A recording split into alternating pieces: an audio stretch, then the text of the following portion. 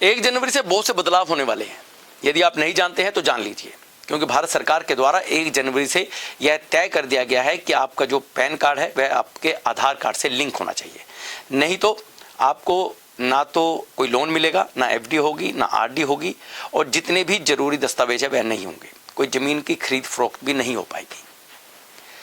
साथ ही साथ एक और आवश्यक सूचना यह भी है कि 1 जनवरी के बाद आप जो ऑनलाइन पेमेंट करते हैं, जैसे कि प्रतिदिन जिसकी लिमिट पहले 1 लाख रुपए होती थी, 24 घंटे के बीच में आप 24 घंटे के अंदर अंदर यदि आप 1 लाख की ट्रांजैक्शन करते थे तो वह हो जाती थी, लेकिन अब इसकी सीमा को बढ़ा दिया गया है। अब आप 24 घंटे के भीतर 2 लाख तक की ट्रांजैक्शन कर सकते हैं।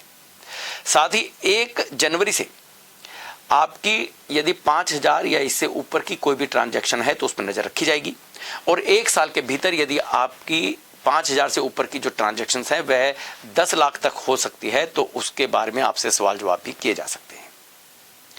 इसके अलावा और बहुत से चेंजिंग की गई हैं, इसको जानना भी जरूरी है। एक और बात होगी, यदि आपके घर में स्मार्ट बिजली का मीटर लगा है तो सरकार उस पर आपको 10% से लेकर 20% तक की छूट भी देगी।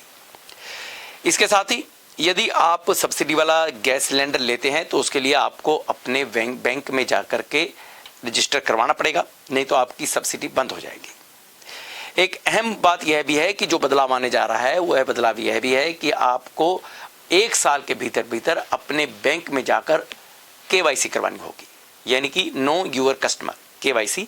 जो पहले दावों को जानने के बाद यह बात याद रखिए कि इसमें कोई भी चूक ना हो। यदि नहीं हुआ है तो 31 दिसंबर तक आप अपने पैन कार्ड को अपने आधार कार्ड से लिंक करवा लीजिए कि ज़्यादा से ज़्यादा लोगों को इस जानकारी के बारे में पता चल सके।